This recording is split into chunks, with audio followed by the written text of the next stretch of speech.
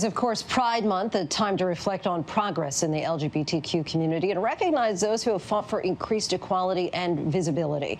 Last week, Rosemary Ketchum was elected to Wheeling, West Virginia's City Council, becoming the first ever trans elected official in the state of West Virginia. And Rosemary joins us now. Thanks so much for being here, and congratulations on your win. Hi, Lindsay. Thank you so much for having me. So when you won the election, you posted a video on Twitter saying that you didn't run for office to make history. You ran for office to make a difference, but certainly history has been made. What does this position mean to you?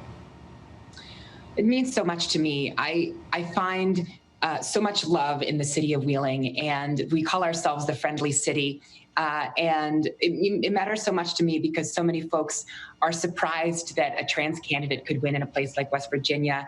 And I say that I don't think there is another place better suited for trans folks to run and for LGBT people to be part of their communities.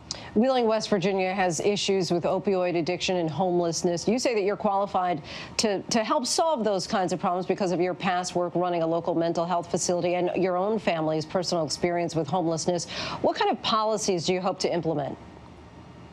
So I think one of the most important things that we can do is help engage our community in a holistic and wholehearted way by combining and bridging resources that we already have throughout our community. So, we have an issue with homelessness in the city of Wheeling. And like you said, we have an issue with opioid addiction. And not too long ago, we lost a hospital in the city of Wheeling that was an enormous footprint and resource for folks who are experiencing homelessness and addiction and mental health crisis.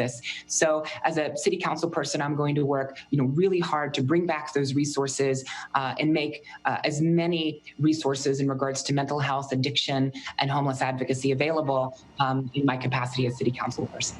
LGBTQ issues have certainly made national headlines this week. On Monday, the Supreme Court ruled that federal law protects workers from discrimination based on sexual orientation and gender identity.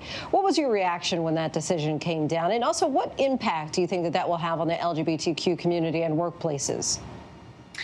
The ruling was surprising to me because we have such a conservative court, but truthfully, the ruling shows that trans rights are human rights, and that through Title VII, we were able to realize that in the law.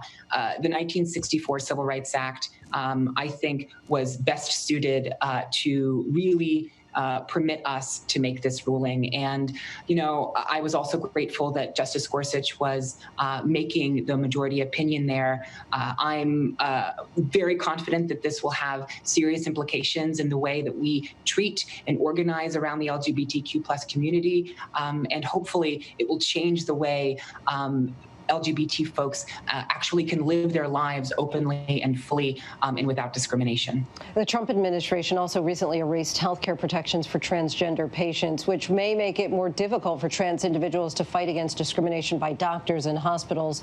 What was your reaction to that move? I was absolutely appalled by the actions that this president had taken to remove healthcare protections from the LGBT community, from transgender individuals on the anniversary of the Pulse nightclub shooting and during Pride Month, no less. I ran for office so that I could reflect the values of my community and the actions of my leadership. I only wish our president would decide to do the same.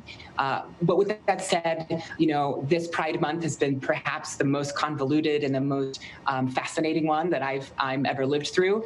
And so I'm confident that although this was a step backward, we are making strides forward, and hopefully that we can make sure that we hold this president and this administration accountable for these actions. Yeah, convoluted indeed. And so far, there are only 27 transgender elected officials in the U.S., according to the LGBTQ Victory Fund. What was your message to other trans people who want to make a difference in their own communities but haven't felt like they were welcome enough to run for office? Well, Lindsay, that's a really good question. I think there is incredible power in inhabiting a space that wasn't built for you, inhabiting a space that wasn't built for trans people or LGBTQ folks or persons of color, to be honest. So I'm incredibly grateful to get the opportunity to serve my community. both here in the city of Wheeling and across the state of West Virginia. And it's so vital to know that representation matters and that fear is not the boss. We should run and we should win elected office. You know, I believe that it's easier and more efficient to replace elected officials than to convince them. And that's kind of what we attempted to do here in the city of Wheeling. Rosemary Ketchum, thank you so much for your time and good luck to you in your new position. Thank you.